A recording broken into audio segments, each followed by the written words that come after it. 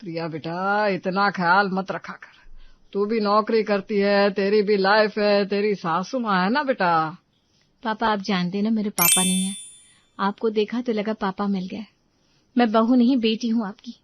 हाँ प्रिया, अमित इकलौता बेटा है हमारा। तेरे जैसी बेटी पाकर हम धन्य हो गए। प्रिया कमरे में आती है और अमित से कहती है, क्या है, कब करेंगे तुम्हारे मम्मी पापा ये बंगला हम लोगों के नाम? ये सेवा का नाटक कर करके थक गई हूँ मैं। 2 साल होने को आ रहे हैं।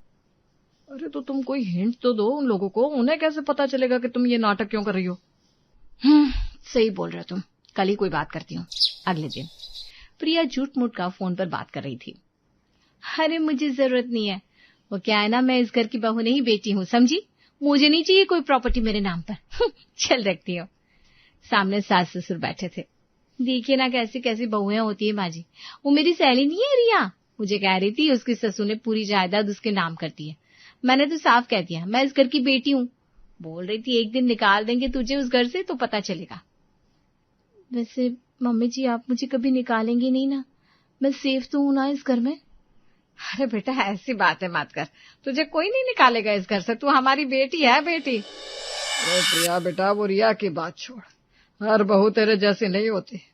तूने 2 साल में जो किया ना इस घर के लिए, बेटा मैं तो सोच रहा हूँ कि ये बंगला तेरे और अमित के नाम कर देता हूँ। बस अगले हफ्ते वकील को बुला लेता हूँ।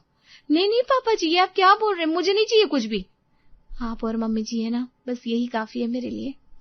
अरे बेटा इसीलिए तो कह रहा हूँ, जो बेटी जैसी हो उसे बेटी जैसा हक भी मिलना चाहिए। प्रिया की आंखें भर आई। अंदर से मुस्कुराहट थी और बाहर से आंसू। रात को सास ससुर के कमरे में। सुनिए जी, एक बात कहूँ, ये प्रॉपर्टी वाला फैसला थोड़ा जल्दबाजी नहीं है क्या? अमित की नौकरी भी नहीं है, लड़की भली है, लेकिन अभी और वक्त देखते हैं ना। अरे क्या रखा है देखने में, 2 साल हो गए, तूने देखा नहीं क्या? बाप नहीं है उसका। इस घर में आई तो अपना सब कुछ यही लगा दिया, और आज जब मैंने बात की तो रोने लगी पगली। बोल रही थी नहीं चाहिए। ऐसी बहू मिलती है किसी को? हाँ जी, मन तो मेरा भी भरोसा करता है उस पर। बस एक माँ का दिल था, सोचा पूछ लूं। प्रिया वो बच्ची है जो हमें कभी धोखा नहीं दे सकती। कल वकील को फोन करता हूँ। उधर दूसरे कमरे में प्रिया अमित को टेक्स्ट कर रही थी। काम हो गया। अगले दिन सुबह ही प्रिया एक आदमी को साथ लेकर घर में घुसी। पापा जी, ये मेरे ऑफिस के जानने वाले हैं, वकील हैं। मैंने सोचा आप कह रहे थे क्यों ना आज ही निपटा लें। बैठिए ना पापा जी। अरे वाह बेटा, तूने तो कल ही इंतजाम कर लिया। चलो अच्छा है। सास रसोई से निकल कर आई। वकील को देखा तो माथे पर बल पड़ गए। प्रिया बेटा ये कौन है? मम्मी जी वकील जी हैं। पापा जी ने कल कहा था ना कागज कराने तो।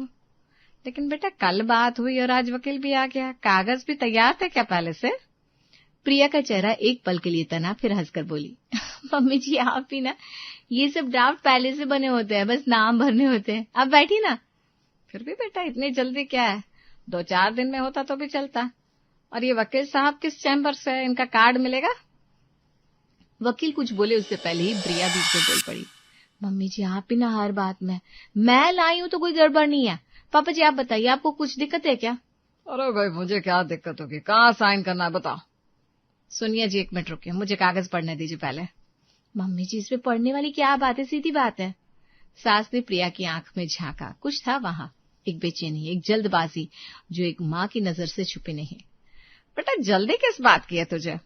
कमरे में एक भारी चुप्पी छा गई। कागजों पर दस्तखत होते ही प्रिया के चेहरे पर एक अलग ही चमक आ गई।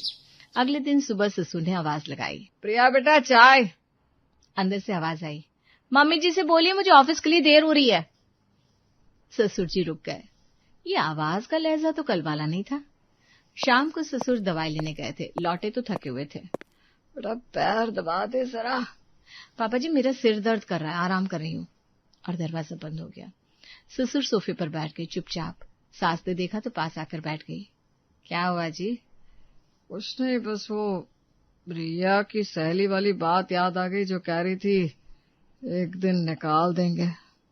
सास की आंखें भर आई, कुछ नहीं बोल पाई। ससुर धीरे से बोले, मैंने बेटे समझा था उसे और उसने मुझे क्या समझा। शाम को अमित ऑफिस से लौटा तो ससुर उसके पास आकर बैठ गए। बेटा एक बात करनी थी।